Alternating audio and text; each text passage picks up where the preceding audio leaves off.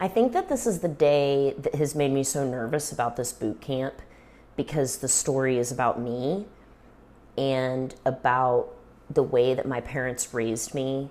And it's a very, very complicated topic. It's very, very layered.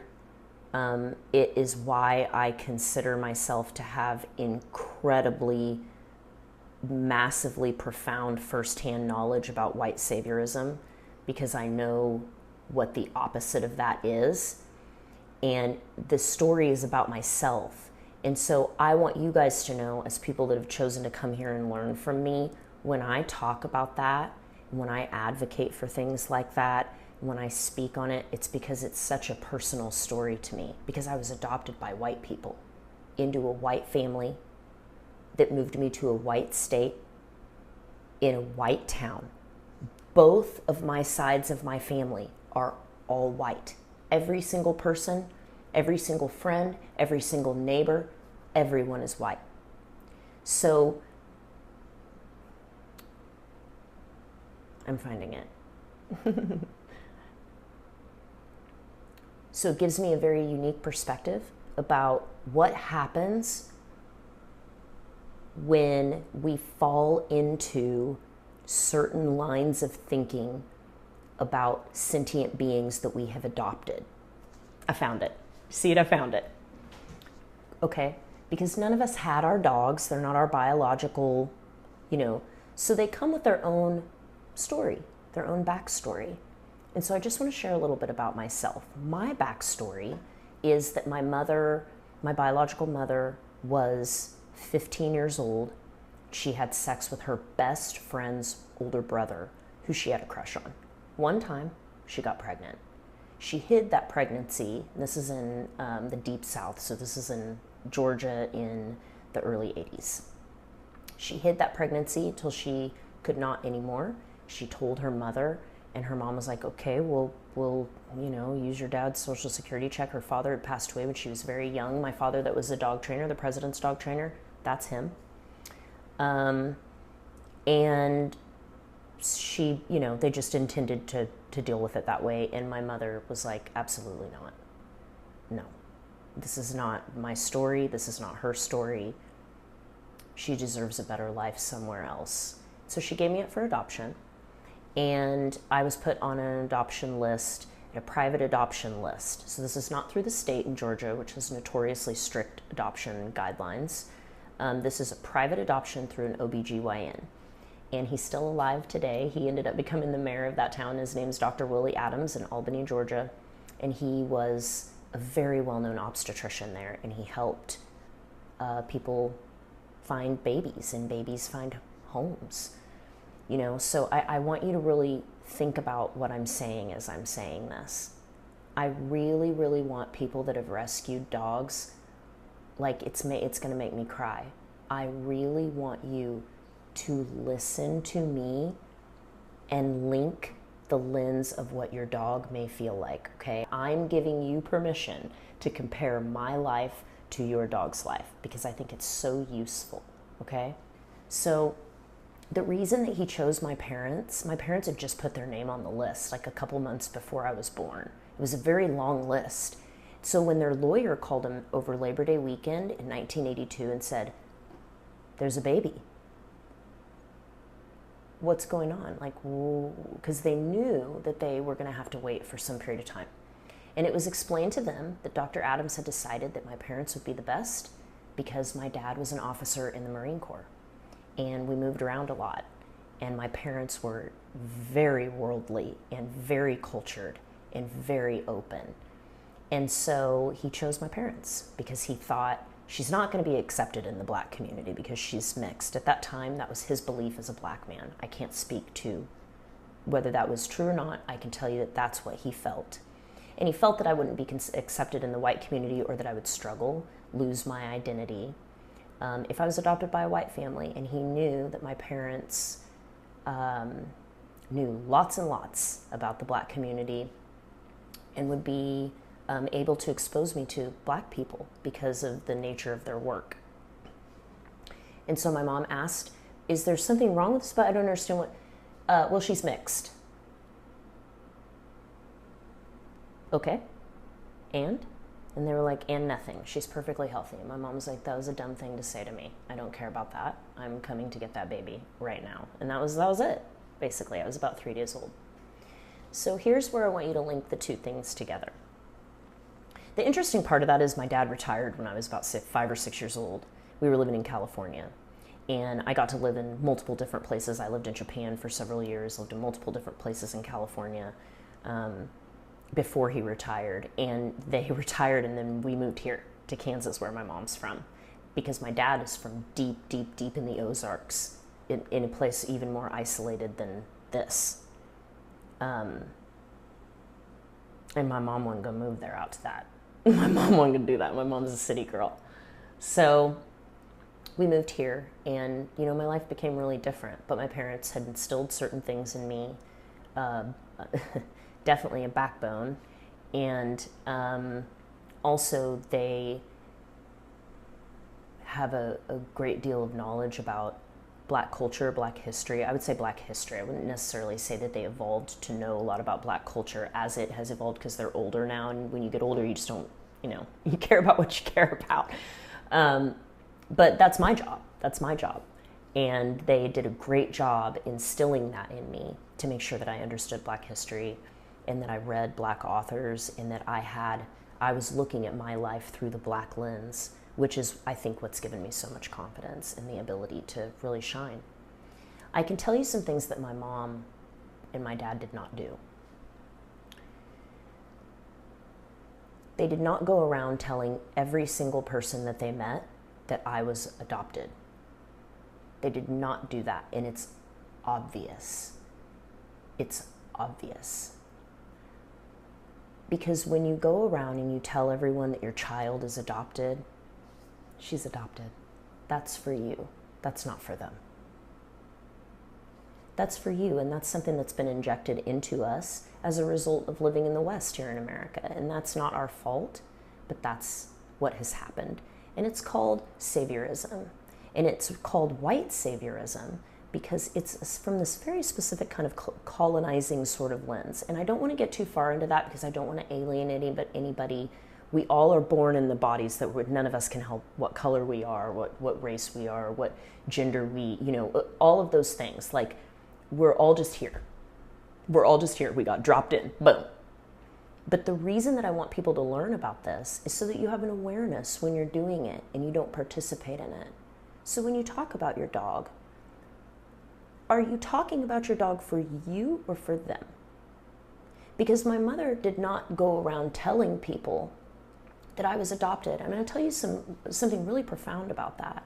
My mom discovered very early on that when she was alone with me, people assumed that she had had sex with a Black man and or was married to a Black man, and they treated her very, very differently than when my father was with us, a white man with a white woman. Then it was, oh my God, and you go, oh.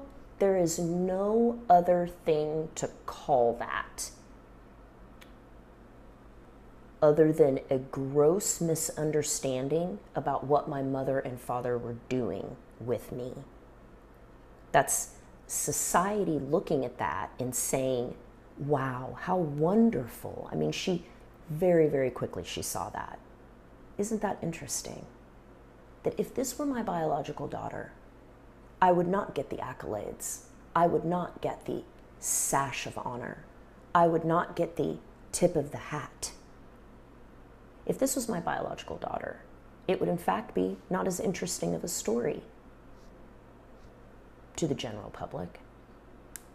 And so I think what happens is that we want validation. We want to feel as though we've done something that's meaningful, which are all normal things to want or to do as a person. Doesn't mean you're bad. It just means that perhaps we should analyze what our motives are for something. And if we continue to do a thing when we have become aware that our motive was for ourselves, it's probably not serving the greater team, right? So another thing is that I have two sides of my family the African American side of my family happens to be quite exceptional, very successful, very focused, high achieving individuals. There's lots of college degrees. There's, I'm the wild one. I'm the crazy one, right? Okay, and they're loving and accepting of me, but they're very, very serious people. Very serious, very studious, very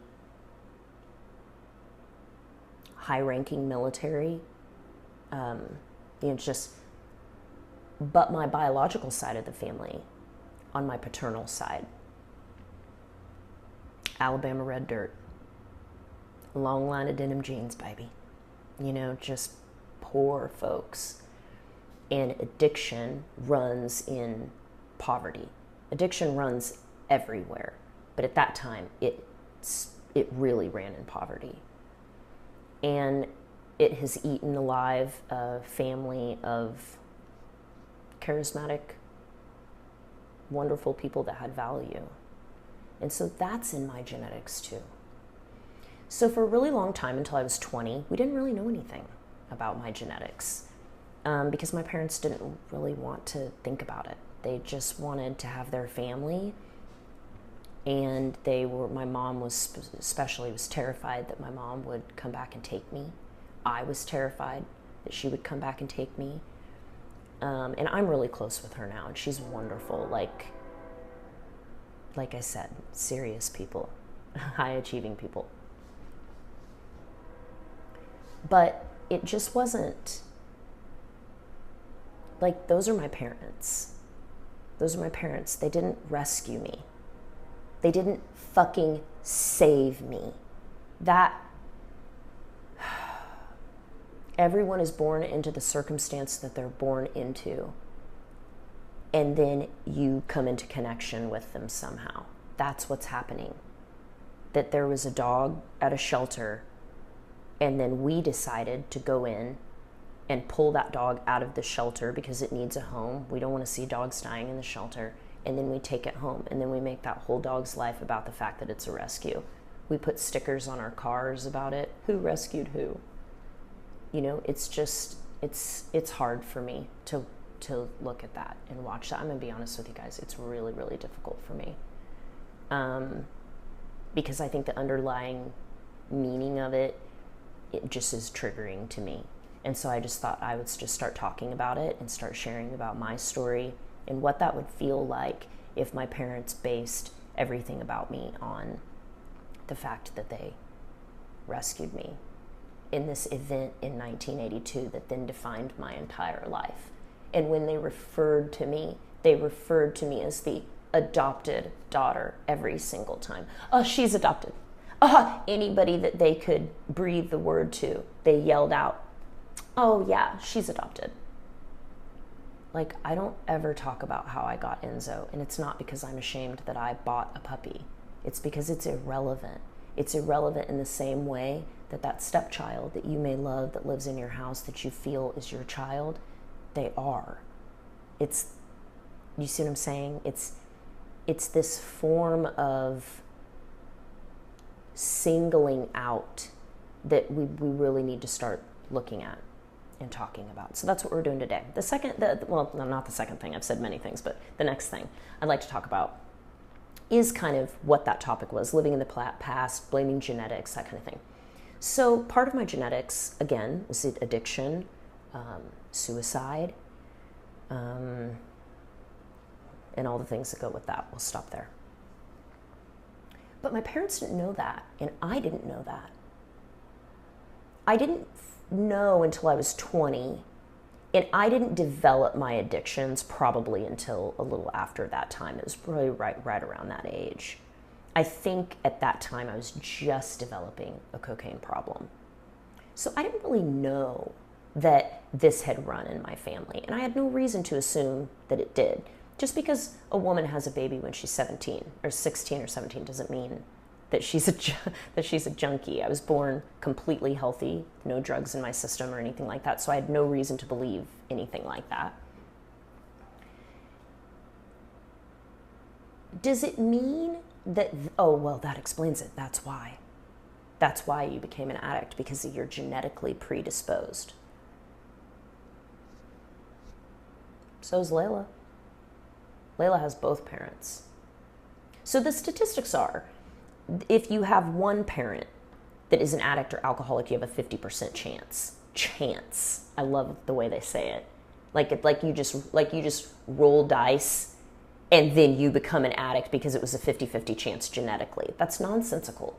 You have an 85% chance if you have both parents that are addicts or alcoholics. Well, that's nonsensical. That's not what makes you an addict or alcoholic. If a dog has reactivity, we can blame it on genetics all we want. People can blame it on genetics all they want, and maybe there is truth to that. I'm not going to say there's not, but this obsessive need to find why so that, or to analyze so that, it's all this particular game that people play in alcoholism and addiction all the time. And we learn about it there, but we don't learn about it in regular life. We don't learn about it in the real world. Nobody teaches us this stuff. Unless you're in recovery meetings, you're probably not privy to things like this, which is terrifying to me.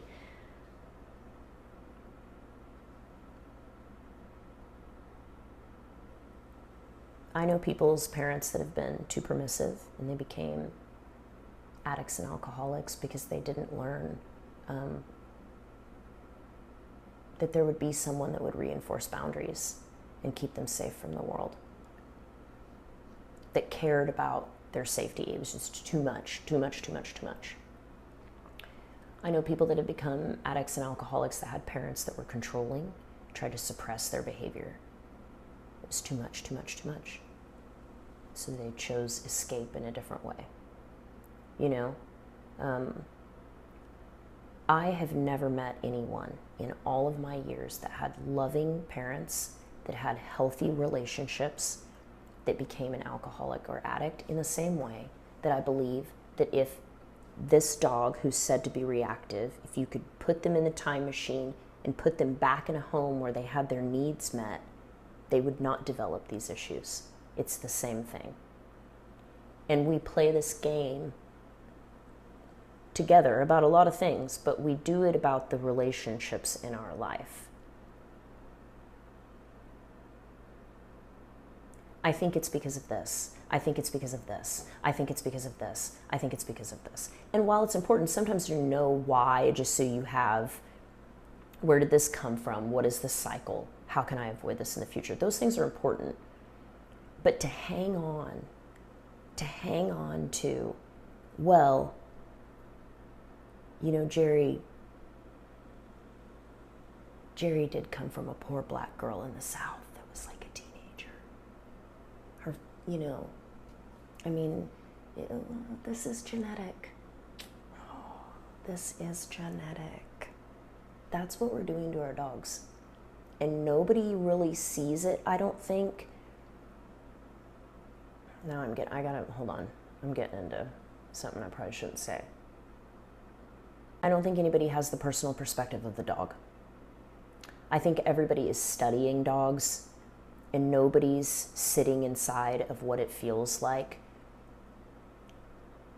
for somebody to come and adopt you and raise you.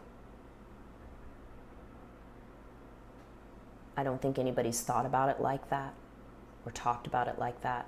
I think it's all from the lens of behavioral science, which is helpful, but it's very, very, very, very, very, very behind in dogs. I think that we're much further ahead in human neuroscience and human social science, and so we should be paying attention to that because we're in the equation with the dogs. In the way that we relate, in the way that we think, we have to learn to look at it from the lens of the dog, and we're just not going to be able to do that if we keep studying them like they're subjects. We have to literally think about, what is it really like when every single time somebody introduces you to a new person, they tell them you're a fucking rescue dog.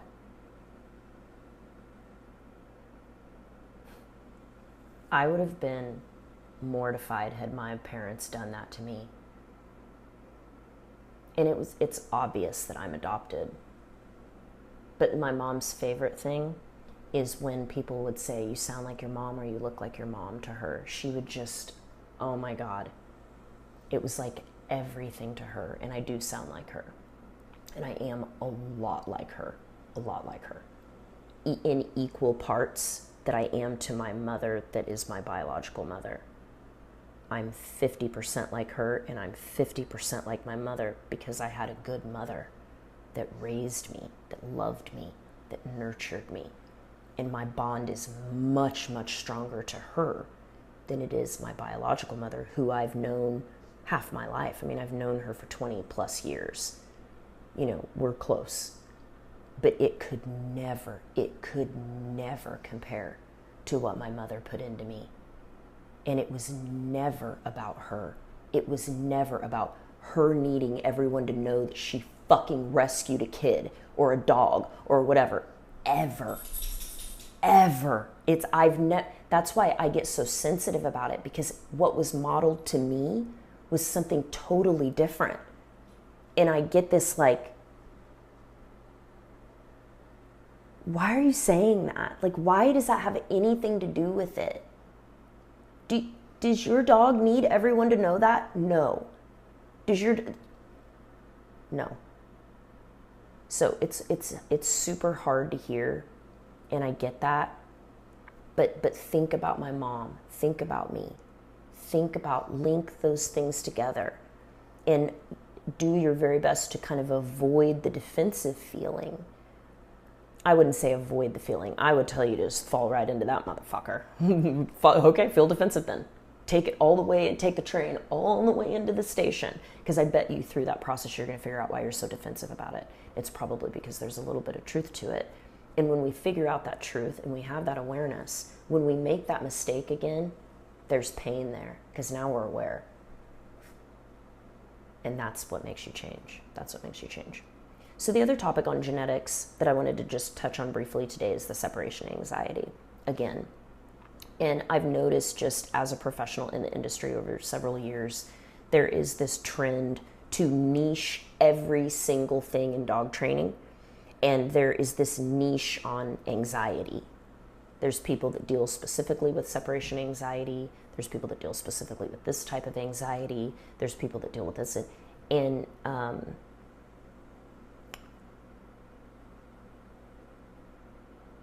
if in the conversation they're not talking about intermittent reinforcement and the negative effects of human beings on dogs, I think they've missed the mark. I think we're missing the mark with a lot of things. And I think what we're doing in relationship with our dogs is the largest contributor to their behavior. I think that the second largest contributor to their behavior is environmental stimulation, and them being in places that they are not genetically designed to handle, because they do not have really cool advanced prefrontal cortex like we do. They can do all this higher reasoning and logic. They don't have that. They have like a whole brain with the frontal, I'm not saying that, but they don't have that. The simplest way I could say it is the advanced reasoning that we have, even though border collies sometimes look like they do. They don't have that. And so they're in an environment that we can habituate to easily, because we can logically understand what the sounds are, where they're coming from, and therefore we can better predict the pattern of when they're happening, and we just habituate. We just get used to it, right? Because it's life. The trash truck comes by, it's really loud. The mail guy, oh my gosh, my mailbox is like almost in my yard, and the mail guy comes every day and he drives up, and there's all these things that happen that we as human beings can understand, but dogs don't. They're operating off a much more primitive instinctual system. And then we put them in these really busy environments like New York City, like LA. And then we will blame everything but the fact that that's a super sensitive apex predator, and we just put him in a front yard in Oakland. And every single time we walk out of the fence, there's 5 or 6 other pit bulls. That's there's nothing wrong with the dogs. They're just being dogs. Dogs really aren't meant to live in that type of way without very particular types of training in really particular outlets, and somebody to oversee that dogs are getting their basic needs met. Otherwise, disaster happens. We've watched people ripped apart in their backyards by their own dogs. We've watched dogs chase other people down and injure or kill their dogs, or small children, or elderly people, or grown people. We've watched as pit bulls and bullies have attacked horses. This is all, this is known.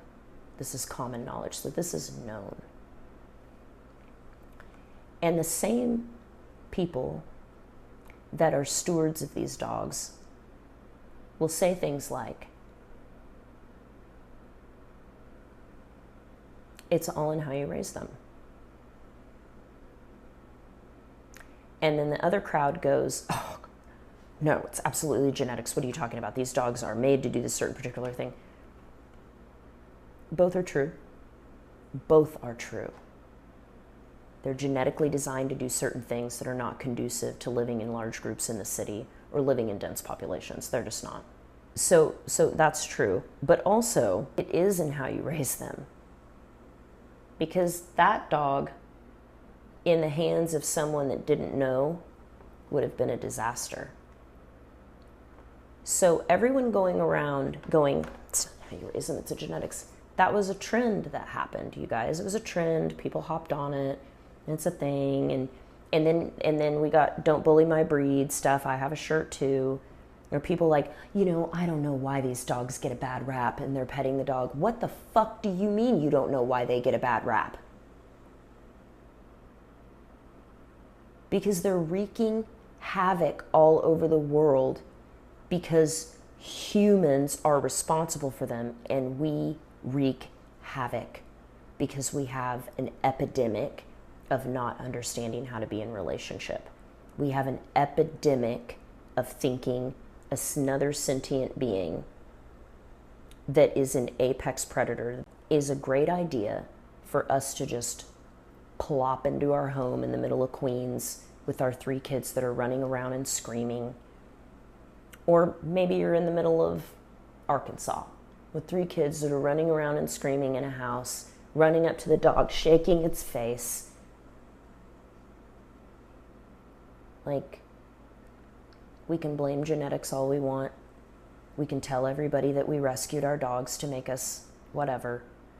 Like, it's all just distraction from the real work, which is relationship and connection. And that's all I have to say about that.